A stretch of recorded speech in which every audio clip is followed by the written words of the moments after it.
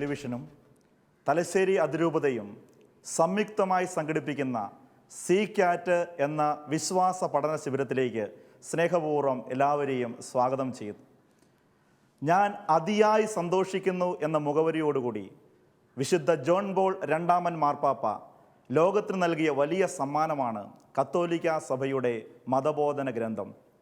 ഞാൻ വിശ്വസിക്കുന്നു, ഞങ്ങൾ വിശ്വസിക്കുന്നു എന്ന ആപ്തവാക്യത്തോടുകൂടി ദൈവപ്രമാണങ്ങളാൽ അനുവർത്തിതമായ ജീവിതത്തിൻ്റെ നിയമങ്ങളും വിശ്വാസ പ്രമാണത്താൽ പരിപുഷ്ടമാക്കപ്പെടുന്ന ജീവിതത്തിൻ്റെ നവീനമായ ആശയങ്ങളും ആരാധനാക്രമത്താൽ ആഘോഷിക്കപ്പെടുന്നതുമായ വിശ്വാസത്തിൻ്റെ നിക്ഷേപത്തെയാണ് പരിശുദ്ധ പിതാവ് നമുക്ക് കത്തോലിക്ക സഭയുടെ മതബോധന ഗ്രന്ഥത്തിലൂടെ വിശേഷണം അവതരിപ്പിക്കുന്നത്. തലശ്ശേരി അതിരൂപതയും ഷാലോൺ ടെലിവിഷനും വിശ്വാസ പഠന ശിബിരമായ സീ കാറ്റിലൂടെ കത്തോലിക്ക സഭയുടെ മതബോധനത്തെക്കുറിച്ച് സവിശേഷമായി സവിസ്തരമായി ചർച്ച ചെയ്യുന്നു. ഈ വിശ്വാസ നിക്ഷേപത്തെക്കുറിച്ച് ആധികാരികമായി ചർച്ച ചെയ്യുവാനും നമ്മുടെ സംശയങ്ങൾ നിവാരണം ചെയ്യുവാനും വേണ്ടിയും ഇവിടെ എത്തിച്ചേർന്നിരിക്കുന്നത് ഭാരത കത്തോലിക്ക മെത്രാൻ സമിതിയുടെ ദൈവശാസ്ത്ര കമ്മീഷൻ സെക്രട്ടറിയായ പാമ്പ്ളാനി അച്ഛനാണ്. പാമ്പ്ളാനി അച്ഛനെ സ്നേഹപൂർവ്വം നമ്മുടെ ഇടയിലേക്ക് സ്വാഗതം ചെയ്യാം.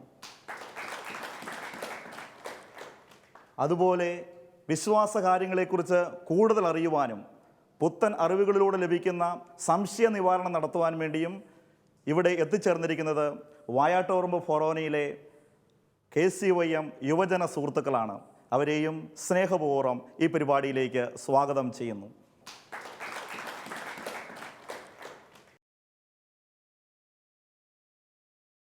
സാർവത്രിക സഭയുടെ മതബോധന ഗ്രന്ഥത്തെ പഠിക്കുക എന്ന ലക്ഷ്യത്തോടെയാണ് നാം ഇപ്രകാരം ഒരു പ്രോഗ്രാമിലേക്ക് ആയിരിക്കുന്നത്. സഭയുടെ സാർവത്രിക മതബോധന ഗ്രന്ഥം പഠിക്കുക എന്നുള്ളതാണ് നമ്മുടെ ഈ പ്രോഗ്രാമിൻ്റെ ലക്ഷ്യം, അല്ലേ? സഭയുടെ സാർവത്രിക മതബോധന ഗ്രന്ഥം നിങ്ങൾ ഇതിനോടകം കണ്ടിട്ടുണ്ട് എന്ന് ഞാൻ വിചാരിക്കുന്നു. കണ്ടിട്ടില്ല എല്ലാവരും? ഈ ഗ്രന്ഥം ആരാണ് തിരുസഭയ്ക്ക് നൽകിയത് എന്ന് ഇതിനോടകം പറഞ്ഞു കഴിഞ്ഞു. ആൽഫിൻ, ആരായിരുന്നു? വിശുദ്ധ ജോൺ പോൾ രണ്ടാമൻ മാർപ്പാപ്പ. ശരിയാണ്, വിശുദ്ധ ജോൺ പോൾ രണ്ടാമൻ മാർപ്പാപ്പ തിരുസഭയ്ക്ക് നൽകിയ വലിയൊരു അനുഗ്രഹമാണ് സഭയുടെ സാർവത്രിക മതബോധന ഗ്രന്ഥം. ഈ ഗ്രന്ഥം നിങ്ങൾ ശ്രദ്ധിച്ച് വായിച്ചാൽ നിങ്ങൾക്ക് മനസ്സിലാകും, ഇതൊരു വലിയ ഗ്രന്ഥമാണ്. ഇതെന്തിനാ ഇങ്ങനെ ഒരു ഗ്രന്ഥം നൽകിയത് എന്ന് ചോദിച്ചാൽ, നമുക്കറിയാം സഭ സാർവത്രിക സഭയാണ്. സാർവത്രികം എന്ന് പറഞ്ഞാൽ എന്താ അർത്ഥം? എല്ലായിടത്തുമുള്ള സഭയാണ്, അല്ലേ? കേരളത്തിലുള്ള വിശ്വാസികൾ വിശ്വസിക്കുന്നത് പോലെ തന്നെ ജർമ്മനിയിലും ആഫ്രിക്കയിലും ഓസ്ട്രേലിയയിലും ഉള്ളവർ വിശ്വസിക്കുന്നു.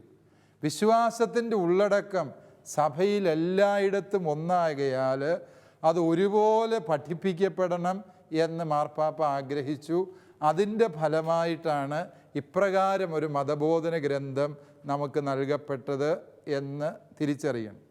ഈ പുസ്തകം വായിച്ചിട്ടുള്ളവർക്ക് അറിയാം, ഇത് വളരെ വിശദമായ പഠനങ്ങളിലൂടെ വലിയ ദൈവശാസ്ത്ര സംഘങ്ങൾ, കർദിനാളന്മാരെ മെത്രാന്മാരെ അടങ്ങിയ സംഘങ്ങൾ നീണ്ട വർഷങ്ങളുടെ പരിശ്രമത്തിലൂടെ രൂപപ്പെടുത്തിയെടുത്തതാണ് ഈ മതബോധന ഗ്രന്ഥം എന്ന് നമ്മൾ തിരിച്ചറിയുക. ഈ മതബോധന ഗ്രന്ഥത്തെ 4 ഭാഗങ്ങളായി തിരിച്ചിട്ടുണ്ട്. ആ 4 ഭാഗങ്ങളിലെ 1-ാം ഭാഗമാണ് നാം ഇന്ന് പഠനവിധേയമാക്കുന്നത്. 1-ാം ഭാഗത്തെ പല ഖണ്ഡങ്ങളായിട്ട്, പല ഉപവിഭാഗങ്ങളായിട്ട് തിരിച്ചിട്ടുണ്ട്. ഓരോ ഉപവിഭാഗവും പല അധ്യായങ്ങളായിട്ടും തിരിച്ചിട്ടുണ്ട്. അതിലെ 1-ാം ഭാഗത്തിലെ 1-ാം ഖണ്ഡത്തിലെ 1-ാം അധ്യായമാണ് നമ്മുടെ ഇന്നത്തെ ക്ലാസ്സിൻ്റെ വിഷയം. ഈ ഇന്നത്തെ ക്ലാസ്സിൽ പറയുന്ന ആശയങ്ങൾ ഏതൊക്കെയെന്ന് ചോദിച്ചാൽ, മനുഷ്യൻ ഒരു മതാത്മക ജീവിയാണ് എന്ന പ്രസ്താവനയോടെയാണ് ഈ മതബോധന ഗ്രന്ഥം ആരംഭിക്കുക. നിങ്ങൾക്ക് ന്യായമായും ഇതേക്കുറിച്ച് സംശയങ്ങളുണ്ടോ? മനുഷ്യൻ മതാത്മക ജീവിയാണോ? ഈ മതം എന്നൊക്കെയുള്ളത് ആരാ കണ്ടുപിടിച്ചത്? ഓരോ മതങ്ങൾക്കും ഓരോ സ്ഥാപകനും നേതാവും ഒക്കെ ഉണ്ടെന്ന് നിങ്ങൾക്കറിയാം.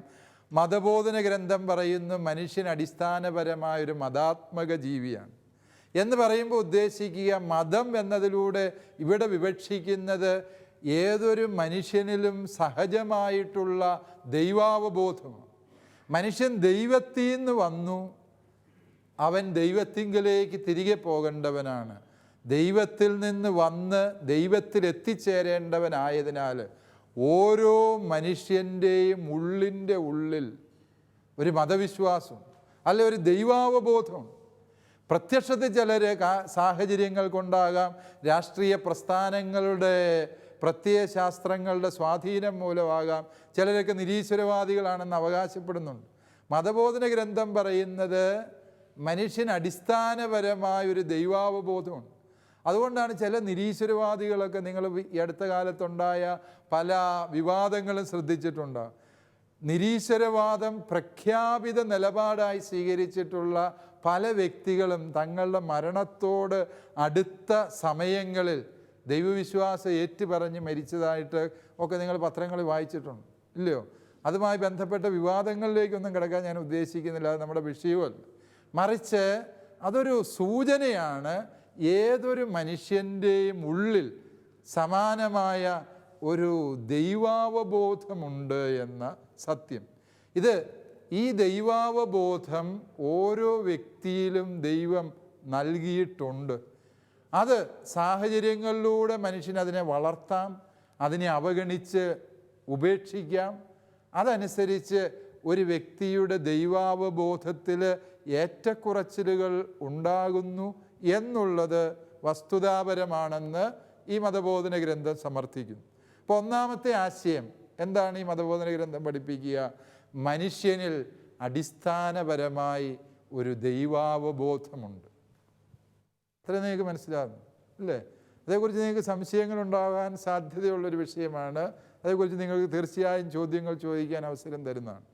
രണ്ടാമതായി മതബോധന ഗ്രന്ഥം പറയുന്നത് മനുഷ്യൻ്റെ യഥാർത്ഥ ലക്ഷ്യം ദൈവമാകയാൽ ദൈവത്തിലെത്തുന്നത് വരെയും മനുഷ്യൻ്റെ ആത്മാവ് അസ്വസ്ഥമാണ്.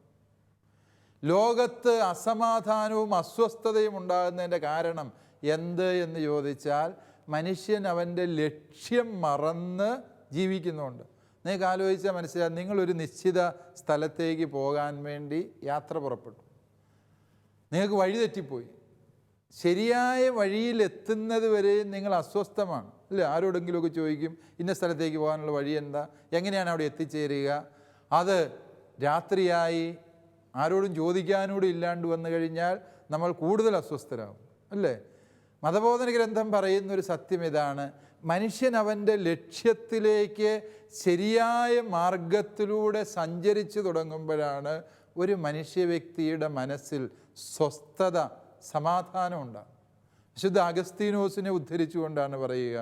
അഗസ്തീനോസ് തിന്മയുടെ വഴികളിലൂടെ, ഈ ലോകത്തിൻ്റെ വഴികളിലൂടെ ഒരുപാട് സഞ്ചരിച്ച മനുഷ്യന്. അവസാനം ദൈവത്തിലേക്ക് തിരിച്ചു വന്ന അഗസ്റ്റിൻ പറഞ്ഞു, ദൈവമേ, അങ്ങെന്നെ അങ്ങേക്ക് വേണ്ടി സൃഷ്ടിച്ചു, അങ്ങയിലെത്തുന്നത് വരെയും എൻ്റെ ആത്മാവ് അസ്വസ്ഥമാണ് അല്ലേ?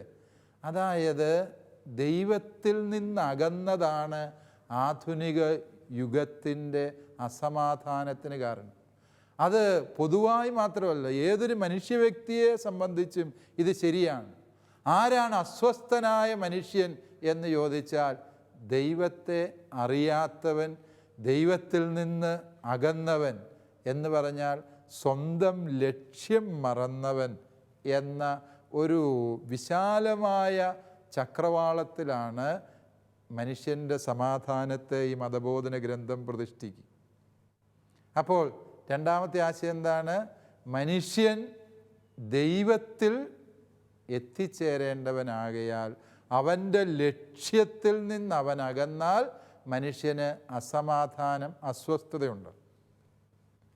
മൂന്നാമത്തെ ആശയം എന്താണ് ഈ അധ്യായം പഠിപ്പിക്കുന്നതെന്ന് ചോദിച്ചാൽ, മൂന്നാമതായി പഠിപ്പിക്കുന്നത് വളരെ ലളിതമായ ഒരു സത്യമാണ്.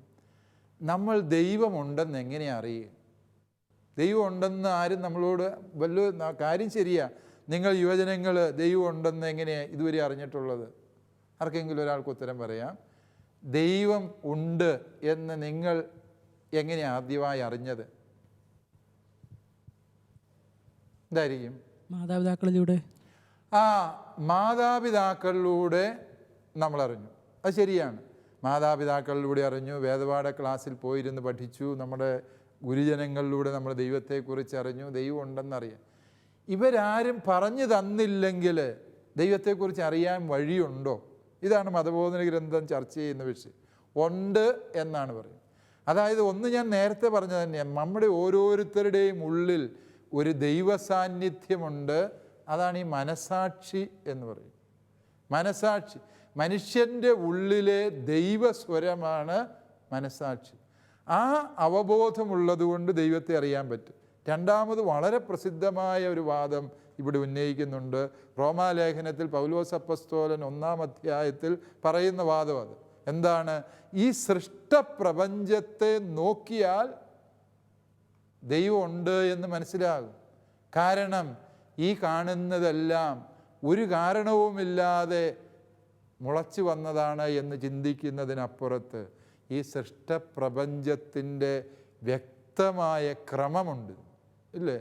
നമുക്കറിയാം 24 മണിക്കൂർ കൊണ്ട് ഭൂമി സ്വന്തം അച്ചുതണ്ടിൽ തിരിഞ്ഞതുകൊണ്ടാണ് എന്തുണ്ടായത്? രാത്രിയും പകലും ഉണ്ടായത്.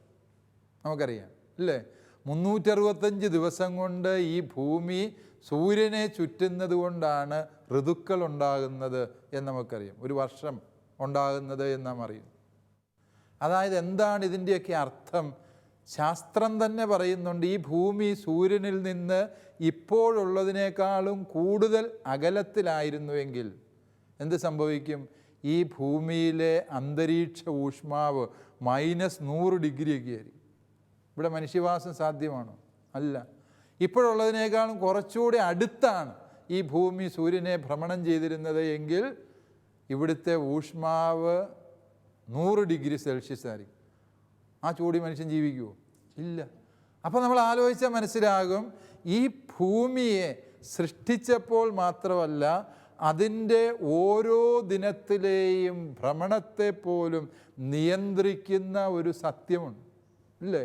നമുക്കറിയാം യാന്ത്രികമായിട്ട് പ്രവർത്തിക്കുന്നു എന്ന് പറയുമ്പോൾ ഏത് യന്ത്രമാണ് സ്വന്തമായി പ്രവർത്തിക്കുന്നത്? ഒരു കാർ ഓടിക്കണമെങ്കിൽ നിങ്ങൾക്കറിയാം ആ യന്ത്രത്തെ നിയന്ത്രിക്കാൻ ഒരു ഡ്രൈവർ അവിടെ ഉണ്ടാവണം, ഇല്ലേ? ചുമ്മാ കാർ ഓടിപ്പോകൂ. ഏതെങ്കിലും ഹോളിവുഡ് സിനിമകളിൽ അങ്ങനെ സ്വയം ഓടുന്ന കാറിൻ്റെയൊക്കെ കഥ നിങ്ങൾ കേട്ടിട്ട് കാണും. അത് കഥയിലേ ഉള്ളൂ, ഒരിക്കലും യാഥാർത്ഥ്യത്തിൽ അങ്ങനെ കാർ ഓടുന്നില്ലല്ലോ, ഇല്ലേ? അതുകൊണ്ട് സൃഷ്ടപ്രപഞ്ചത്തിൽ നിന്ന് ദൈവത്തെ അറിയാം, വ്യക്തിയുടെ മനസാക്ഷിയിലൂടെ ദൈവത്തെ അറിയും. വീണ്ടും അവസാനമായി മതബോധന ഗ്രന്ഥം പറയുക, ഈ ഭൂമിയിൽ കാണുന്ന ഓരോ നന്മയും ഈ നന്മയുടെ പൂർണ്ണതയായ ഒരു സത്യമുണ്ട് എന്ന ബോധ്യം മനുഷ്യന് തരുന്നുണ്ട്. എന്തുകൊണ്ട് മനുഷ്യൻ മറ്റുള്ളവന് നന്മ ചെയ്യുന്നു? അവരനോട് എനിക്ക് സ്നേഹം തോന്നുന്നു, ജീവിതത്തിൽ സത്യസന്ധത പുലർത്താൻ എനിക്ക് പ്രേരണയുണ്ടാകുന്നു. ഇതൊന്നും ഇല്ലാതെ ജീവിക്കാനാണ് എളുപ്പം, ഇല്ലേ? സ്വന്തം കാര്യം നോക്കി സ്വന്തം സുഖവും സന്തോഷവും മാത്രം അന്വേഷിച്ച് ജീവിക്കാനാണ് മനുഷ്യന് സ്വാഭാവികമായും എളുപ്പമായിട്ടുള്ള കാര്യം. അതേസമയം എന്നെ തന്നെ മറന്ന് എൻ്റെ ആവശ്യങ്ങളെ മാറ്റിവെച്ച് മറ്റൊരുവൻ്റെ ആവശ്യങ്ങളോട് സർഗാത്മകമായി സംവദിക്കാൻ എനിക്ക് കഴിയുന്നത് എന്തുകൊണ്ട്? എൻ്റെ ഉള്ളിലെ ഇത്തരം നന്മകൾ പരമമായൊരു നന്മയെക്കുറിച്ച് ഉള്ള ഓർമ്മപ്പെടുത്തലാണ് എന്ന് ഈ മതബോധന ഗ്രന്ഥം പറയുന്നു. അതുകൊണ്ട് ഓരോ വിശ്വാസിയുടെയും ഉത്തരവാദിത്വം എന്താണ് എന്ന് ചോദിച്ചാൽ, ഈ ദൈവമുണ്ട് എന്നും മനുഷ്യ നിനക്കൊരു ലക്ഷ്യമുണ്ട് എന്നും ലോകത്തോട് മുഴുവനും പറയുക എന്നതാണ് ഓരോ മനുഷ്യൻ്റെ ഉത്തരവാദിത്വം. വിശ്വാസം സ്വീകരിച്ച ഓരോ വ്യക്തിയുടെ ഉത്തരവാദിത്വം അതാണ്. അതാണ് ഈ സഭയുടെ മിഷൻ പ്രവർത്തനം എന്ന് പറയുക. ഒരു മതത്തെ പ്രചരിപ്പിക്കുന്നതല്ല മിഷൻ പ്രവർത്തനം. മനുഷ്യ, നിനക്കൊരു സൃഷ്ടാവുണ്ട് എന്നും നിനക്ക് ജീവിതത്തിനൊരു ലക്ഷ്യമുണ്ട് എന്നും ആ ലക്ഷ്യത്തിൽ നിന്ന് അകന്നാൽ നീ അസ്വസ്ഥനായിരിക്കും എന്ന സത്യം ലോകത്തോട് പഠിപ്പിക്കുകയാണ്. ആ ലക്ഷ്യം ഏത് എന്ന് നമുക്ക് വെളിപ്പെടുത്തി തരാൻ ദൈവം തൻ്റെ പുത്രനെ ഈ ഭൂമിയിലേക്ക് അയച്ചു എന്ന സത്യം, ഇതൊക്കെയാണ് നാം സാക്ഷ്യത്തിലൂടെ ലോകത്തിന് നൽകുക. അതുകൊണ്ട് മതബോധന ഗ്രന്ഥം ആദ്യ അധ്യായം ഒരു മതപശ്ചാത്തലത്തിലോ കൃത്യമായും ഒരു ക്രിസ്തീയ വീക്ഷണത്തിലോ ഒതുക്കിയല്ല സംസാരിക്കുക. കുറേ കൂടി വിശാലമായ ഒരു ക്യാൻവാസിലാണ് വിശ്വാസം എന്ന വിഷയത്തെ മതബോധന ഗ്രന്ഥം അവതരിപ്പിക്കുന്നത് എന്ന് എനിക്ക് ഇതിനോടകം മനസ്സിലായി അല്ലേ? ഞാൻ ഈ പറഞ്ഞ കാര്യങ്ങൾ ഓർത്തെടുക്കാൻ സാധിക്കുമോ? ഒന്നാമതായി പറഞ്ഞ ആശയം എന്തായിരുന്നു?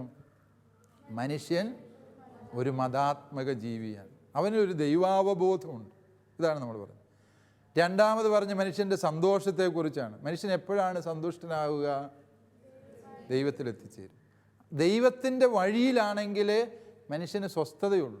ഇല്ലാത്തിടത്തോളം കാലം മനുഷ്യൻ അസ്വസ്ഥരാണ്. നിങ്ങൾക്ക് പലർക്കും പല സംശയങ്ങളും ചോദിക്കാനുണ്ടാവും എന്നെനിക്കറിയാം. പലപ്പോഴും നിങ്ങളുടെ അനുഭവങ്ങൾ വ്യത്യസ്തമാണ്. യുവജനങ്ങൾക്ക് സാധാരണ പള്ളിയിൽ പോകുമ്പോഴല്ല സന്തോഷം, ചിലപ്പോൾ പള്ളിയിൽ പോകാതിരിക്കുമ്പോഴായിരിക്കും സന്തോഷം അല്ലേ? നിങ്ങളുടെ അനുഭവങ്ങൾ വ്യത്യസ്തമാകാം. ആ വ്യത്യസ്തതകൾ തീർച്ചയായും നിങ്ങൾ പ്രകടിപ്പിക്കണം. മൂന്നാമതായി പറഞ്ഞ ആശയം ഏതായിരുന്നു? ദൈവത്തെ അറിയാനുള്ള വഴി ഏതൊക്കെയാണ്? നമ്മുടെ മനസാക്ഷിയും സൃഷ്ടപ്രപഞ്ചവുമാണ് എന്ന സത്യം. നാലാമതായി പറഞ്ഞത് നാം ഓരോരുത്തരുടെയും ആത്യന്തികമായ ജീവിത ലക്ഷ്യം ദൈവമാകയാൽ ആ ദൈവത്തെ അറിയിക്കുക, സർവ ജനപദങ്ങളെയും ഈ സത്യം അറിയിക്കുക എന്നുള്ളതാണ് നമ്മുടെ ദൗത്യം എന്നാണ് നാം പറഞ്ഞത്.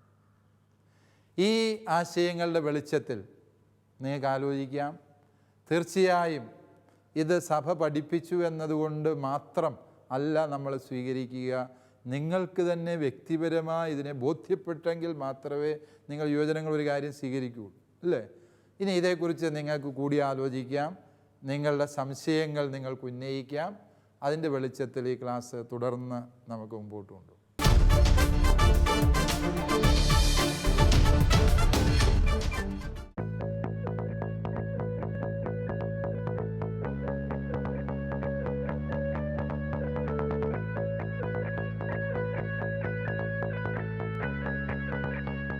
പാമ്പളാനിയച്ചൻ ക്ലാസ് എടുത്തുകൊണ്ടിരുന്നപ്പോൾ നിങ്ങളുടെ ആകാംക്ഷ ഞാൻ ശ്രദ്ധിച്ചു. നിങ്ങളുടെ ഹൃദയം ജ്വലിക്കുകയായിരുന്നു. വിശ്വാസത്തെ കൂടുതൽ സ്നേഹിക്കാനും കൂടുതൽ അറിയുവാനും കൂടുതൽ മനസ്സിലാക്കുവാനും നമുക്കൊരു ആവേശം ലഭിച്ചു അച്ഛൻ്റെ ക്ലാസ്സുകളിലൂടെ. തീർച്ചയായും ഈ വിശ്വാസം ലൗകിക ലോകത്തിലേക്ക് ചെല്ലുമ്പോൾ നിങ്ങൾക്ക് ചില സംശയങ്ങളുണ്ടാവും. ആ സംശയ നിവാരണം നടത്തുവാൻ വേണ്ടി വളരെ മനോഹരമായ അവസരം ഇപ്പോൾ ലഭിക്കുന്നതാണ്. നിങ്ങളുടെ സംശയങ്ങൾക്ക് അച്ഛനിപ്പോൾ മറുപടി നൽകുന്നു. ആദ്യം ആരാണ് ചോദിക്കുന്നത്? സാന്ദ്രയാണ് ചോദിക്കുന്നത്. സ്വഭാവത്താലും വിളിയാലും മനുഷ്യൻ മതാത്മക ജീവിയാണെന്ന് മതബോധന ഗ്രന്ഥം നമ്മെ പഠിപ്പിക്കുന്നു. എന്നാൽ ഇന്ന് ലോകത്ത് അരങ്ങേറുന്ന 90% കലാപങ്ങൾക്കും കാരണം മതമാണ്. എന്താണ് മതം? എന്തിനു വേണ്ടിയാണ് മതം? സാന്ദ്രയുടെ ചോദ്യം വളരെ പ്രസക്തമായൊരു ചോദ്യമാണ്. നിങ്ങൾ യുവജനങ്ങൾക്കെല്ലാം പലപ്പോഴും തോന്നിയിട്ടുള്ളതാണ് അല്ലേ? ഇന്ന് മധ്യപൂർവേഷ്യയിൽ നിന്ന് കേൾക്കുന്ന വാർത്തകൾ വളരെ മോശമാണ്. മതത്തിൻ്റെ പേരിൽ മനുഷ്യൻ പരസ്പരം കൊല്ലുന്നു, കഴുത്തറക്കുന്നു. ചരിത്രം പരിശോധിച്ച സാന്ദ്ര പറഞ്ഞത് സത്യമാണ്. കാരണം നാളിതുവരെയുള്ള കലാപങ്ങളെ പരിശോധിച്ചാൽ ഏറ്റവും അധികം കൂട്ടക്കുരുതികൾ നടന്നിരിക്കുന്നത് മതത്തിൻ്റെ പേരിൽ തന്നെയാണ്. അതുകൊണ്ട് സാന്ദ്രയുടെ ചോദ്യം വിവരമുള്ള പലരും ചോദിക്കുന്ന ചോദ്യവും. ഇന്ന് പല യുവജനങ്ങളും മതത്തെ സംശയദൃഷ്ടിയോടെ വീക്ഷിക്കുന്നത് പോലും ഈ മതത്തിൻ്റെ ഈ ഒരു ഇരുണ്ട ചരിത്രം മൂലം. എല്ലാ മതങ്ങൾക്കും ഇപ്രകാരമുള്ള ഇരുണ്ട ചരിത്രങ്ങൾ ഉണ്ടായിരുന്നു എന്നുള്ളതും സത്യമാണ്. പക്ഷേ സാർവത്രിക മതബോധന ഗ്രന്ഥം പറയുന്നത് മതവും നാം ഈ ചോദ്യത്തിൽ വിവക്ഷിക്കുന്ന മതവും രണ്ട് കാര്യങ്ങൾ. സാന്ദ്ര പറഞ്ഞ അല്ലെ സംശയം ഉന്നയിച്ച തരത്തിലുള്ള മതം എന്ന് പറയുമ്പോൾ ഉദ്ദേശിക്കുക അത് മതമല്ല, അത് വർഗീയത. വർഗീയ ഭ്രാന്തിനെ പലപ്പോഴും മതം എന്ന് തെറ്റിദ്ധരിക്കുന്നു. നമുക്കറിയാം തീവ്രവാദം അല്ലെങ്കിൽ വർഗീയ കലാപങ്ങൾ മതത്തിൽ നിന്ന് ഉത്ഭവിക്കുന്നതാണ് എന്ന് പലപ്പോഴും നമ്മൾ തെറ്റിദ്ധരിക്കുന്നു. യഥാർത്ഥ മതവിശ്വാസി, അത് ഏത് മതവിശ്വാസി ആയിക്കോട്ടെ, ആ മതവിശ്വാസിക്ക് ഒരിക്കലും അവരനെ ശത്രുവായോ ഇല്ലായ്മ ചെയ്യപ്പെടേണ്ട വ്യക്തിയായോ കരുതാനാവില്ല. അതുകൊണ്ട് പലപ്പോഴും മതത്തിൻ്റെ പേരിൽ നടത്തുന്ന അതിക്രമങ്ങൾ മതവിശ്വാസമില്ലാത്തവരോ മതത്തെ തെറ്റായി മനസ്സിലാക്കിയവരോ നടത്തുന്നതാണ് എന്ന് നാം തിരിച്ചറിയണം. അതുകൊണ്ട് ചരിത്രത്തിലെ കലാപങ്ങളെ ഈ മതത്തിൻ്റെ ചട്ടക്കൂട്ടിൽ മാത്രമല്ല നമ്മൾ മനസ്സിലാക്കേണ്ടത്. മതമെന്ന് പറയുമ്പോൾ സാർവത്രിക മതബോധന ഗ്രന്ഥം ഉദ്ദേശിച്ചത് എന്താ? ഓരോ മനുഷ്യൻ്റെ ഉള്ളിലുമുള്ള ദൈവദത്തമായ ഒരു ദൈവാവബോധം, എനിക്കുപരിയായ ഒരു സത്യമുണ്ട്, എനിക്കൊരു സൃഷ്ടാവുണ്ട്, ആ സൃഷ്ടാവിലേക്ക് വളരേണ്ടവനാണ് ഞാനെന്ന അവബോധം, അതിനെയാണ് മതബോധന ഗ്രന്ഥം ഇവിടെ ഉദ്ദേശിക്കുക. ഓരോ മതങ്ങളും അതിൻ്റെ ചട്ടക്കൂടിനുള്ളിലെ വ്യവസ്ഥിതികളിലൂടെ ദുഷിക്കാനും അതുവഴി മറ്റുള്ളവരെ തിന്മയോടെ നോക്കാനും ചരിത്രത്തിൽ ഇടവന്നിട്ടുണ്ട്. അത് മതങ്ങൾ സമയാസമയങ്ങളിൽ ശുദ്ധീകരണം നടത്താത്തതുകൊണ്ടും മതത്തിൻ്റെ ദർശനങ്ങളിൽ നിന്ന് അകന്നു പോയതുകൊണ്ടും സംഭവിക്കുന്ന ദുരന്തമാണ്. അതിനാണ് സാധ്യത. ആ രീതിയിൽ അതിനെ മനസ്സിലാക്കണം. ഏതെങ്കിലും മതവിശ്വാസികൾ ഇപ്രകാരം തോന്നിവാസങ്ങൾ കാണിച്ചപ്പോൾ മതമേ ആവശ്യമില്ല എന്ന് പറയുന്നത് ഒരു അവിവേകമായിരിക്കാനാണ് സാധ്യത. ശരിയായ മതവിശ്വാസം നമ്മളെ വിശ്വാസത്തിലേക്ക് നയിക്കും, നന്മയിലേക്ക് നയിക്കുമെന്നാണ് അച്ഛൻ പറഞ്ഞു തരുന്നത്. രണ്ടാമത്തെ ചോദ്യം ആരാണ് ചോദിക്കുന്നത്? ഡെയിനാണ് ചോദിക്കുന്നത്. ഡെയിൻ ചോദ്യങ്ങൾ അച്ഛനോട് ചോദിക്കുക. അച്ഛ, കത്തോലിക്ക സഭയുടെ മതബോധന ഗ്രന്ഥത്തിൽ ഇപ്രകാരം സെൻറ്റ് അഗസ്റ്റിൻ വളരെ ശ്രദ്ധേയമായ കുറച്ച് വരികൾ പറയുന്നുണ്ട്. അതിപ്രകാരമാണ്: ദൈവത്തോട് ചേർന്ന് നിന്നാൽ ദുഃഖവും ദുരിതങ്ങളും ഒന്നും ഉണ്ടാവില്ല എന്ന്. പക്ഷേ നമുക്ക് കാണാൻ സാധിക്കും, ദൈവത്തോട് എത്രയും അധികം കൂടുതലായിട്ട് നമ്മൾ ചേർന്ന് നിൽക്കുന്നോ അത്രയും അധികം നമുക്ക് ദുഃഖങ്ങളും ദുരിതങ്ങളും കൂടുകയാണ്. അതിൻ്റെ കാരണം ഒന്ന് വിശദീകരിക്കാമോ? ഡെയിൻ വളരെ കഠിനമായൊരു ചോദ്യമാണ് ചോദിച്ചത്. ദൈവത്തോട് അടുത്ത് നിന്നാൽ ദുഃഖവും ദുരിതവും ഉണ്ടാവുള്ളൂ എന്ന് പറയുന്നത് ഒരുപക്ഷെ ശരിയായിരിക്കണമെന്നില്ല. പക്ഷേ ദൈവത്തിൽ വിശ്വാസമുണ്ട് എന്ന ഒറ്റ കാരണത്താൽ മനുഷ്യന് സന്തോഷവും സമാധാനവും മാത്രമേ ഉണ്ടാവുള്ളൂ, ഒരു വേദനയും വിഷമവും ഉണ്ടാകില്ല എന്ന് നമുക്കൊരിക്കലും വാദിക്കാനാവില്ല. വിശുദ്ധ അഗസ്റ്റിൻ പറയുന്നത് ആ അർത്ഥത്തിലല്ല താനും. മറിച്ച് ജീവിതത്തിൽ വിഷമവും വേദനയൊക്കെ ഉണ്ടാകും. ഇപ്പോൾ അൽഫോൻസാമ കേരളത്തിൽ തന്നെയുള്ള വിശുദ്ധയാണ്. ദൈവത്തിൽ വിശ്വസിച്ചു. ഒരുപക്ഷെ ഈ ഇന്ത്യയിൽ മറ്റാരേക്കാളും കൂടുതൽ ദൈവത്തിൽ വിശ്വസിച്ച അൽഫോൻസാമയായിരിക്കും, അല്ലേ? അപ്പോൾ ആ അൽഫോൻസാമയ്ക്ക് സഹനവും വേദനയും ഉണ്ടായിരുന്നു. മദർ തെരേസ എന്തുമാത്രം കഷ്ടതകളിലൂടെയാണ് കടന്നുപോയത്. ഓരോ വിശുദ്ധൻ്റെയും ജീവിതം നമ്മെ പഠിപ്പിക്കുന്നത് ദൈവത്തിൽ വിശ്വസിച്ചാലും പ്രതിസന്ധികളും വിഷമങ്ങളും ഉണ്ടാകും എന്ന് തന്നെയാണ്, സംശയമില്ലാത്ത കാര്യം. പക്ഷേ എന്താണ് അതിൻ്റെ വ്യത്യാസം എന്ന് ചോദിച്ചാൽ, ഈ വിഷമത്തിനും വേദനയ്ക്കും അപ്പുറത്ത് നിത്യമായ ലക്ഷ്യമുണ്ട് എന്ന ബോധ്യം മനുഷ്യന് കിട്ടും. ദൈവവിശ്വാസമുള്ളവൻ പ്രതിസന്ധികളിൽ തളരാതെ തകരാതെ തൻ്റെ ലക്ഷ്യത്തിലേക്ക് മുന്നേറിക്കൊണ്ടേയിരിക്കും. വിശ്വാസമില്ലാത്തവനോ ഈ പ്രതിസന്ധികളിൽ തളരുകയും നിരാശപ്പെടുകയും ചിലപ്പോൾ ആത്മഹത്യ ചെയ്യാൻ പോലും ഇടവരികയും ചെയ്യും. ലോകത്തിലെ പ്രസിദ്ധരായ പല നിരീശ്വരവാദികളും ആത്മഹത്യ ചെയ്യാണ് ചെയ്തത് എന്നുകൂടി നമ്മൾ തിരിച്ചറിയുന്നത് നല്ലതാണ്. കാരണം സഹനങ്ങളിൽ പരമലക്ഷ്യത്തെക്കുറിച്ചുള്ള അവബോധമുള്ളവൻ പതറാതെ തളരാതെ മുന്നോട്ട് നീങ്ങുമ്പോൾ അതില്ലാത്തവൻ നിരാശപ്പെടുന്നു. ആ അർത്ഥത്തിലാണ് വിശുദ്ധ അഗസ്റ്റിൻ ഇപ്രകാരം ഒരു പ്രസ്താവന നടത്തുന്നത്. സഹനങ്ങൾ നമ്മളെ സന്തോഷിപ്പിക്കുന്നു. അതുകൊണ്ടായിരിക്കാം വിശുദ്ധ അൽഫോൻസാമ സഹനങ്ങൾ ചോദിച്ചു വാങ്ങി ദൈവത്തിലേക്ക് തിരിഞ്ഞത്. വിശ്വാസിയെ സംബന്ധിച്ചിടത്തോളം സഹനം എന്നുള്ളത് ആനന്ദകരമായ കാര്യമാണ് എന്നാണ് അച്ഛൻ നമ്മളോട് പറഞ്ഞു തന്നിരിക്കുന്നത്. മനുഷ്യൻ ദൈവത്തോടുള്ള സംസർഗത്തിൽ ജീവിക്കാനാണ് സൃഷ്ടിക്കപ്പെട്ടത്. അതിനാൽ ദൈവമാണ് അവൻ്റെ പരമലക്ഷ്യവും ദൈവത്തിലാണ് അവൻ ആനന്ദം കണ്ടെത്തുന്നതും. എന്നാൽ ഇന്നത്തെ കാലത്ത് പ്രവണത അങ്ങനെയല്ല. നമ്മൾ എല്ലാവരും ദൈവത്തിൽ നിന്ന് അകന്നു പോകുന്നതിലാണ് ആനന്ദം കണ്ടെത്തുക. അത് എന്താണെന്ന് വിശദീകരിക്കാമോ? ഇത് യുവജനങ്ങളെ സംബന്ധിച്ചിടത്തോളം നീറുന്നൊരു പ്രശ്നമാണിത്. മറ്റ് കാര്യങ്ങളിൽ ആനന്ദം കണ്ടെത്താനാവുമെന്ന് ആവർത്തിച്ച് പറയുന്ന ഒരു ലോകമാണ് നമ്മുടേത്. അച്ഛൻ്റെ മറുപടി സ്നേഹപൂർവ്വം. യെസ്, അത് വളരെ പ്രായോഗികമായൊരു ചോദ്യമാണ്. നമ്മളിങ്ങനെ മതബോധന ഗ്രന്ഥത്തിൽ പറയുന്നുണ്ട് ദൈവത്തിൽ എത്തിച്ചേരുന്നതാണ് മനുഷ്യൻ്റെ പരമലക്ഷ്യം, ആ വഴിയെ നടന്നാലാണ് യഥാർത്ഥ ആനന്ദം കിട്ടുന്നത് എന്നൊക്കെ പറഞ്ഞാലും എന്നെ കേട്ടിരിക്കുന്ന യുവജനങ്ങളായി നിങ്ങൾ പറയും അങ്ങനെയൊന്നും അല്ലച്ചോ കാര്യങ്ങൾ. ഈ പള്ളി പോകുന്നതിനേക്കാളും സന്തോഷം പള്ളി പോകാതിരിക്കുമ്പോൾ ഞങ്ങൾക്ക് കിട്ടാറുണ്ട്.